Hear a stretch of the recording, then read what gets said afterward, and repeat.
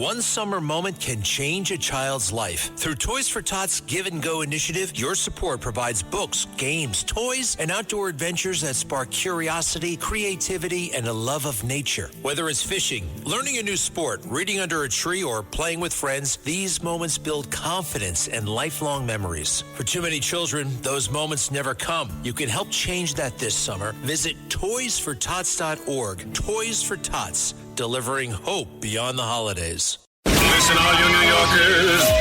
Excuse me. Taxi. Okay, man, we're looking around. This is the 77 WABC minicast. 4th of July weekend. Let's go to New Jersey. With us today is the GOP chair of New Jersey, Christine Hanlon.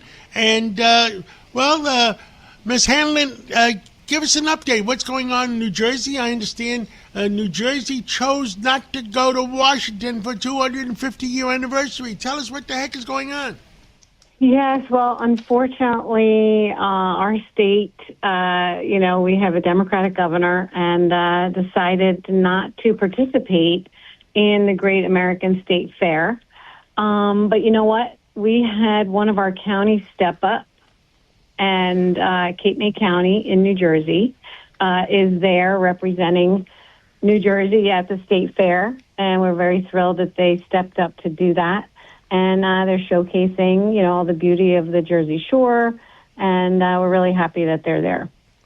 Understood. So you feel New Jersey. Have you publicized it that New Jersey's having some representation? Yes, I did. We did post on that. And you know what? There are places here in New Jersey who are doing, a lot of things for America's birthday, even though the state decided not to participate in that. Here in my county, we've had so many wonderful events for America's birthday. I've been involved in a lot of the planning of that. So there are New Jerseyans out there really celebrating our great country. Well, I'm glad to hear that. Now, give us an update. What else is going on in New Jersey that the million people listening to us should know about? Yeah, well, we've been working really hard here at the state party. One of the things that we worked on was sort of an investigation into our voter rolls and whether there were non-citizens on our voter rolls. And we started, I think I've talked to you about it before, our Election Integrity Task Force. And we analyzed quite a bit of data received from our election offices. And, unfortunately, because of New Jersey's process and how they register voters at motor vehicle, we found, hundreds of non-citizens on the voter rolls that had been on the voter rolls. And some voted in multiple elections. So this is something we're really honing in on and continuing our investigation and really trying to push for change in the system in New Jersey so that non-citizens are not ending up on the voter rolls. How many do you think are involved? Well, we found hundreds and hundreds. So it's interesting. I think during the naturalization process, when people are going through the process to become citizens, it becomes evident that they were placed on the voter rolls and, through New Jersey's flawed system.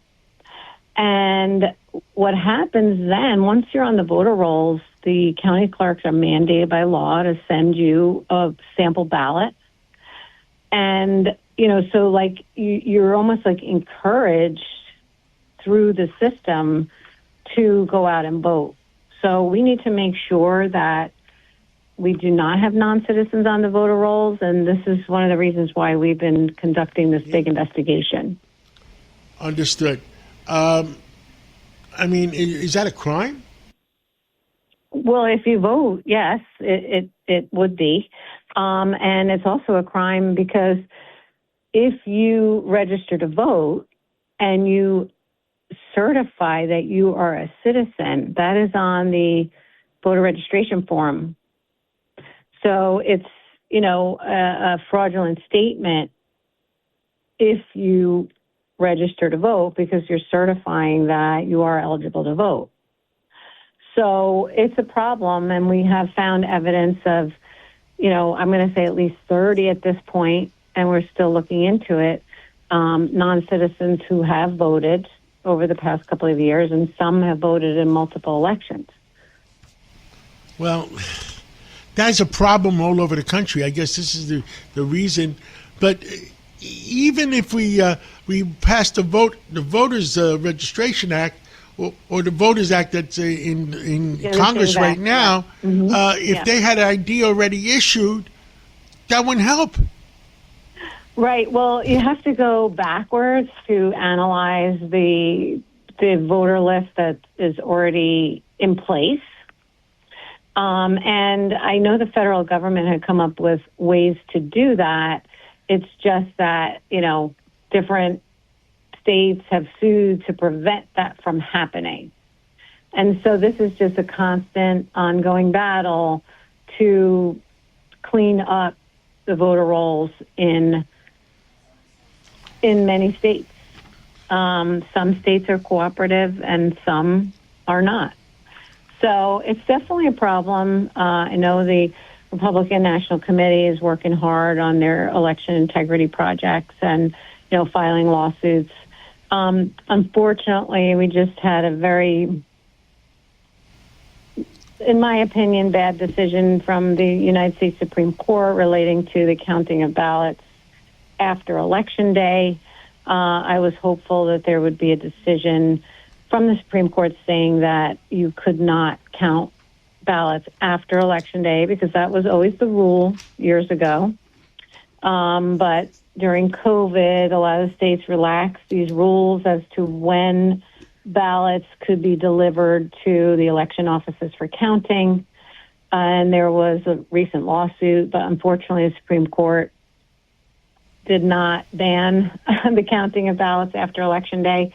So we definitely have our challenges, but we all keep working hard to make the system better.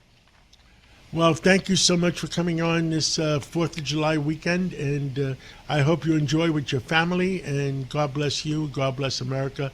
Thank you. Thank you so much. I love this great country, and it's a beautiful time to celebrate America's 250th anniversary, and I wish everyone the best, and God bless America. Thank you. Keep fighting for our country. Thank you so much. Christine Hanlon, GOP Chair of New Jersey.